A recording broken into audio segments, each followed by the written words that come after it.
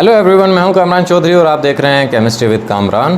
Basic concept series के आज के लेक्चर में हम लोग देखने जा रहे हैं equation of decay of neutron कि जब एक न्यूट्रॉन का डिके होता है, उसकी डिकम्पोजिशन होती है, वो टूटता है, देन कौन कौन से पार्टिकल्स में वो टूटता है।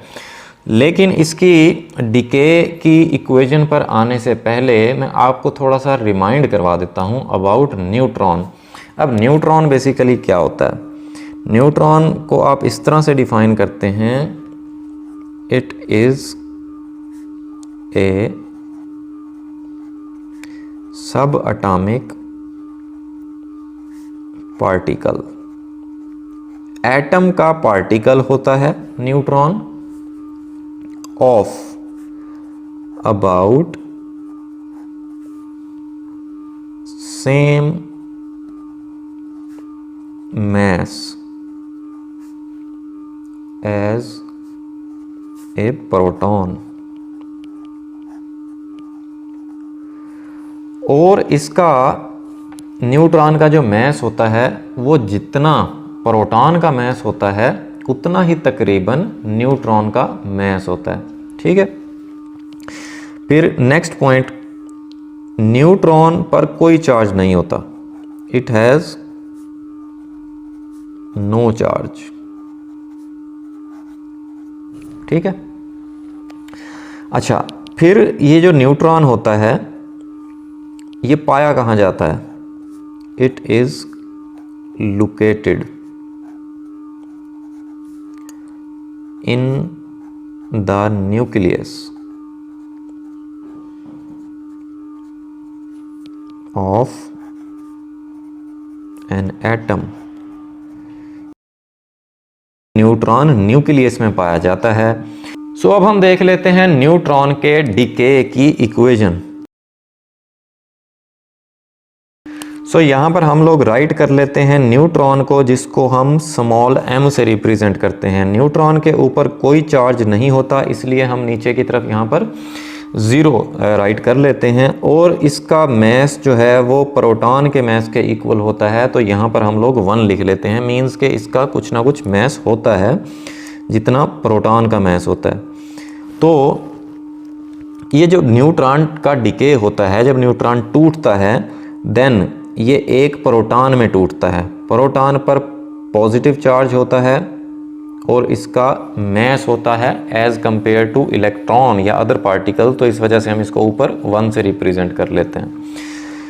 और न्यूट्रॉन एक और पार्टिकल में टूटता है जिसको आप इलेक्ट्रॉन बोलते हैं।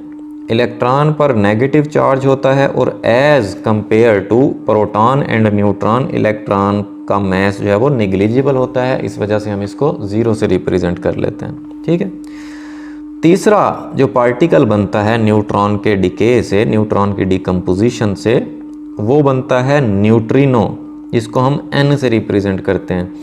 इस पर भी कोई चार्ज नहीं होता और इसका मैस भी निग्लिजिबल होता है एज कंपेयर टू न्यूट्रॉन और प्रोटॉन, तो इस वजह से हम लोग ऊपर और नीचे 0 राइट कर देते हैं, इसको 0 से रिप्रेजेंट कर देते हैं। तो ये थी equation of decay of neutron कि जब एक न्यूट्रॉन टूटता है, न्यूट्रॉन का डिके होता है, न्यूट्रॉन की डिकम्पोजिशन होती है, तो कौन कौन से पार्टिकल्स बनते हैं। अच्छा, अब मैं आपको साथ ये भी क्लियर करवा दूं कि देखें यहाँ पर ऊपर और नीचे नंबर जो होते हैं लेफ़्ट साइड पे और राइट साइड पे, वो आपने इक्वल रखने होते हैं। उससे आपको ये अंदाज़ा हो जाएगा कि आपने जो इक्वेशन राइट की है वो आपकी दुरुस्त इक्वेशन है, सही इक्वेशन है। जैसे देखें यहाँ पर लेफ़्ट साइड पर, रिएक्टेंट वाली साइड पर ऊपर की तरफ सिर्फ 1 है। ठीक है, और कोई पार्टिकल नहीं है, एक पार्टिकल है न्यूट्रॉन और उसके ऊपर यहाँ पर नंबर क्या है, 1 है।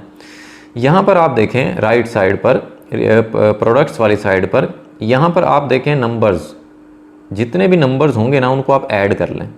जैसे ये 1 + 0 + 0 तो कितना आता है आंसर? 1 ही आंसर आएगा। तो लेफ़्ट साइड पे भी 1 और राइट साइड पे भी 1, ये इक्वल हो गए। अब आप देखें नीचे की तरफ, यहाँ पर न्यूट्रॉन के नीचे 0 राइट हुआ है। अब इस साइड पे देखें, प्रोडक्ट वाली साइड पे, अगर आप इन तमाम नंबर्स को ऐड करें तो आपका 0 आना चाहिए। जैसे देखें +1 -1 0, 0 + 0 0, ठीक है। तो इसका मतलब ये है कि आपने ये इक्वेशन ठीक लिखी हुई है। सो यहाँ से भी आप बेसिकली अपनी इक्वेशन को इस तरह से भी आप टैली कर सकते हैं। सो होपफुली आज का जो लेक्चर था डीके ऑफ न्यूट्रॉन वो आपको क्लियरली समझ आ गया होगा अच्छे से। फिर भी अगर आप लोगों का कोई क्वेश्चन है, माइंड में कोई भी कन्फ्यूजन होती है, देन आप कमेंट सेक्शन में मुझसे पूछ सकते हैं या मुझसे पर्सनल ईमेल भी कर सकते हैं। अगर आपको वीडियो पसंद आई है देन चैनल को सब्सक्राइब ज़रूर कीजिएगा, वीडियो को लाइक किया करें, शेयर किया करें। Thank you very much.